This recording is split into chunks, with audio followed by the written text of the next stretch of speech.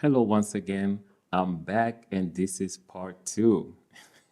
This is part two, and I hope that you enjoyed everything that we had to share. And in case you missed, don't forget to follow us on Facebook and on YouTube. We have plenty of interesting episodes here, not only on Kuduro Central, but also on I Love Kuduro. And I believe you have been seeing some of amazing, colorful footage that I've been doing, especially in the studio performances. You cannot skip that. So if you're coming to Angola, you know Luanda is the place to be. As soon as you land, come and visit us in our studio. Now, before we move on to the next content that we have prepared for you, I want to ask you a challenging question. Who is the creator of Kuduro? How many members did he have in his team? If you love Kuduro, you should know that by now. And also, who made the music called Fogareiro? And who is or was the biggest Kuduro artist of all time? So let's begin, and I'll see you on the next episode. On today's topic, we're going to talk to you about Kuduro. Kuduro, which is one of the most common urban dance from Angola. We have seen so many subgenres out of Kuduro, such as Afro House, Sabalakite, and I can name a few, Kuduro Underground, and Kuduro Lamento. So many inventions, so many, even drunken Kuduro. We've seen almost a lot of new creativities. Those creativities came along with music over the years. As we all know, Kuduro is known to have music which are released with the dance. And for a long time, our musicians have been creating music with intention of the dance included. And this has been most of the some of the trending ways to promote, and kuduristas are people that dance and sing kuduro. They have been doing this since the Tony Amado era, which is in the beginning of 90s. Even though kuduro was invented in the late 80s, it's only until 90s that kuduro got popular. But today's topic, we're here to talk to you about and to share with you about the evolution of this music and dance.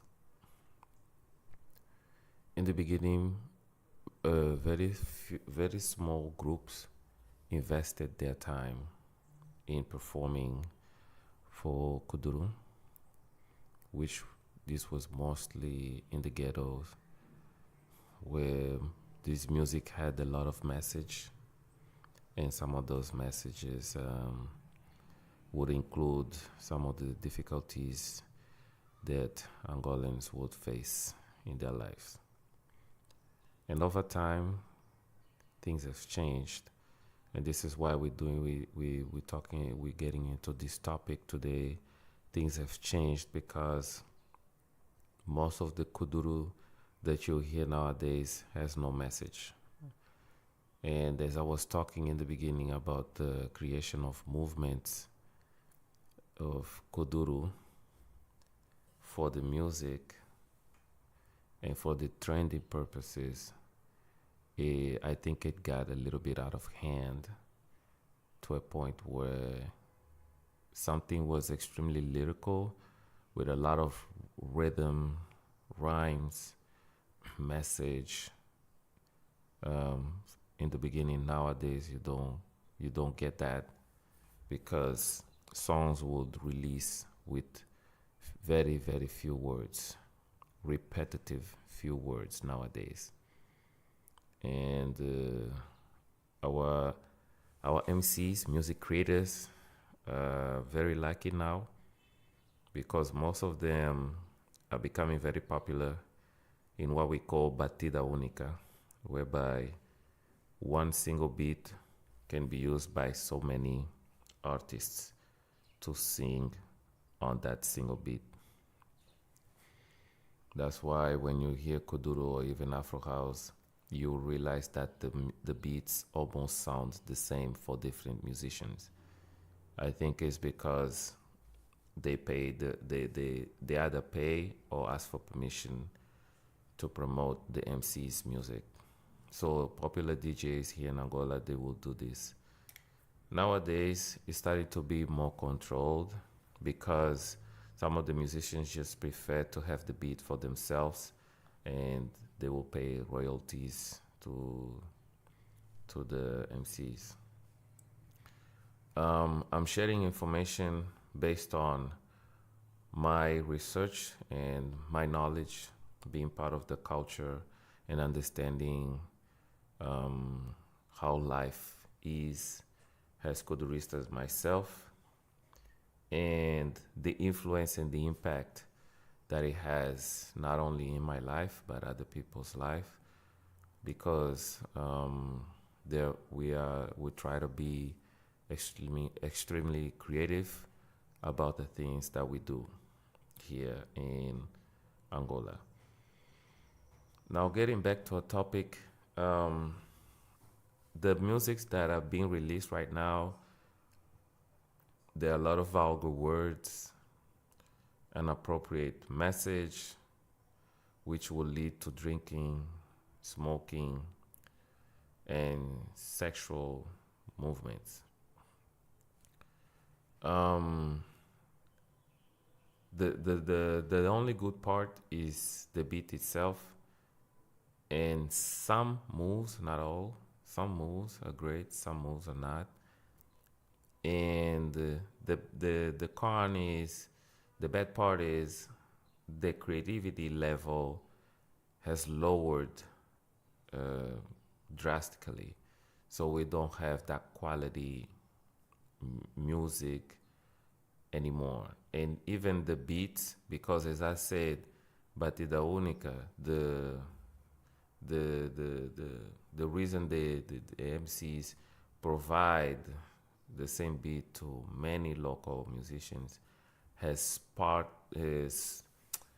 has created this trending thing of the music not evolving, you know, because what happens is the market here in Angola is small, and we don't see many kuduristas being nominated for MTV Base, or even international awards. Only the Kizomba, maybe Semba, and few others that don't really sing kuduro or Afro house. And part of that is because some of our musicians, as I said, the music quality is at some point good, but to get into a nominees, it will have to go against Amapiano. It will have to go against other music such as Nigerian, Ghanaian music, which are very popular. Even South African Afro House is much popular than Angolan Afro House. So our musicians will need to step up their game, but they can be authentic because being authentic is what made the Nigerians and South Africans be unique and be and have the attention that they have, because oh, right now, if you go online, most of the dance that people imitate are dance that has a lot of footwork, and people love music and dance that are trending that can be used in their daily basis. Meaning, fitness instructors, fitness events, they would use those fast songs from Angola. But unfortunately, even though they are used in most of workout sessions or even hardcore parties, they would play some Afro house or some Kuduro every now and then, but not the whole time. But you will hear more Afro beats and Amapiano playing. So again, it's not because of the offensive words, not just because of that. It is also because I believe international DJs, when they hear our sound, they might feel like they they might have heard the same sound from another artist. So I'm thinking as the DJ, what would be the purpose to have 20 songs of Kuduro of Afro House when 80% of them sound the same? So it is important, again, as a dancer, I hear music. My job is to hear so I can dance. And when I talk about this, I talk about it deeply because most of our beats right now here in Angola, most of them sound the same. So this is also one of the reasons we don't get a lot of nominees for Angolan music or even get the spotlight because of this. So there are ways that this can be rearranged is by either fix the lyrics or fix the effects on the beats, and also exploration of different ways to maintain the authenticity of the sound by also exploring the 90s version of our music. Angola is known for when the music evolves, they sometimes they don't want to go back and explore the old versions. Like you hear many international musicians, they would explore the old jazz music, the old school musics to combine with the new ones. We have DJ Malvado, and I could name a few that did great beats in the 90s. That those beats can be, I don't know, not remastered, but maybe remixed or maybe have some influence in something that is playing right now, you know? And we've seen that with samba music, and we've seen that with gospel music also here in Angola that had some success in these influences. I think we can do that with Kuduro and Afro House as well. And for most of you that don't know, Kuduro wasn't always as fast as it is right now. It used to be actually slower if you listen to Tony Amado's version and Sibem, especially Sibem. Dog Muras was quite fast, and Puto Prata, Noite Dia were quite fast. Also, os Lambas were also quite fast.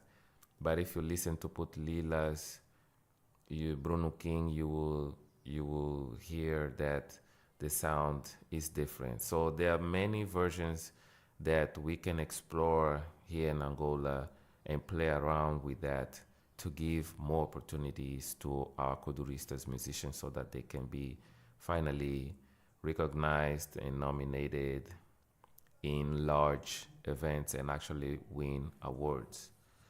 Now, there's a lot of influence of Nigerian music here in Angola. We also hear a lot of Niger influence in our beats. Like if you listen to Jerilson, and I could name a few musicians that have that sound of the Nigerian rhythm, even Amapiano as well. as an African professional dancer, me listening to the beats, it's good that we explore our African roots in general, as the whole Africa, exploring other areas, because art is not meant to be just one thing. It could be many things, and being many things mean exploring different genres. Uh, but when you sing the way that already established uh, community already know and are good at that, you're competing against the people that have been doing this for many, many years, and like that's the only version they know how to do and to do it well.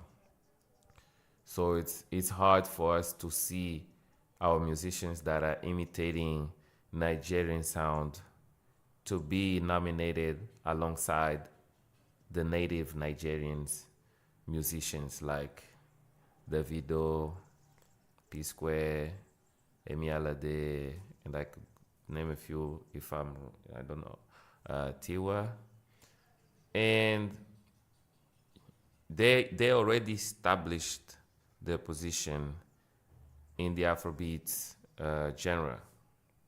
So people that vote for their best sound, or even organizations that listen to those music, they already they already expect and invest them.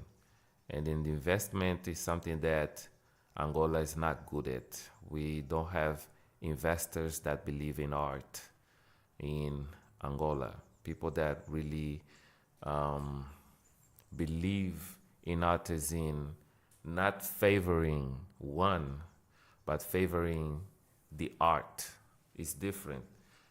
You favoring one artist because there's a level of interest and investment in that artist, and there's a difference in reserving an art and also recognizing quality art. So here in Angola, honestly speaking, there's a lot of talent, but investment is not at the level of talent. And I hate to compare. This is a documentary, but I hate to compare countries because every country has their own struggles. Where other struggles exist in Angola is not the same as in other countries' struggle. So we have different areas of struggles. But art is something that is part of the culture. When people travel to Angola, they want to experience the best of the best, and that starts with always the music is some of the ways to get to know people through dance, through music. And the reason we see many artists just fail to continue is because they cannot invest in their music by themselves. So that is another challenge. So this is why we see some of our artists are trying to get away from our music, and they want to migrate to other already established music genres. So it's not because they don't like to sing kuduro, dance kuduro, or Afro house. Sorry, I touched my microphone. This mic is too sensitive. It's not because they don't appreciate the culture. It has nothing to do with that. It simply is because um, there isn't enough recognition for our music in our country. So this is why our musicians are going to get a zouk, R&B, and much more, and you don't see Angolans being extremely authentic to their sound because they're always trying to change how they make their music so that they can actually be heard And then when they are heard, they get back to their roots. But until then, how many musicians have the opportunity to actually get to that level? So this is why we're talking about this, because this affects the dance as well. So you see nowadays there are a lot of influences of other styles in Angolan dance, and Afrofusion is very dominant nowadays in the industry of the dance community. And you will see the more people mix, the more confusion there will be for dancers that are starting to get to know um, how to dance kuduro, how to dance Afro house. It's becoming difficult to see the difference because everything is becoming a huge salad. Um, it's not a bad thing because it's still African dance, but in terms of roots and preference, people would always want to stick to one preference when they want to dance, when they want to have fun, when they want to learn, when they want to share. So this is why the music is very important to be authentic, so that the dance can be authentic, and then altogether the culture can be authentic. And if you see, whenever you listen to Afrobeat, you think of Nigeria. When you listen to or look at the dance Borodel, you know it's from Zimbabwe. And you listen to Mama Piano, Kwaito, or even Afro House, you think of South Africa. When you see a Kuduru, you think of Angola, but then you question yourself in the middle, like, uh, am I seeing only Kuduru, or am I listening to only Kuduru, or there's some mix there? You see, so it's not 100% authentic because it's losing its roots. So this is also one of the reasons there's less recognition in Angolan um, product. So I'm not asking on this topic for a quick change, but this is as an artist, music lover, culture, being part of the culture from Angola, seeing the direction we're going. It's very complex for us to say how much we can do for our culture to maintain its roots, because alone not many people will be able to do. Now, why is this topic important? Because here on I Love Kuduro and Kuduro Central, we showcase a lot of new artists and old artists.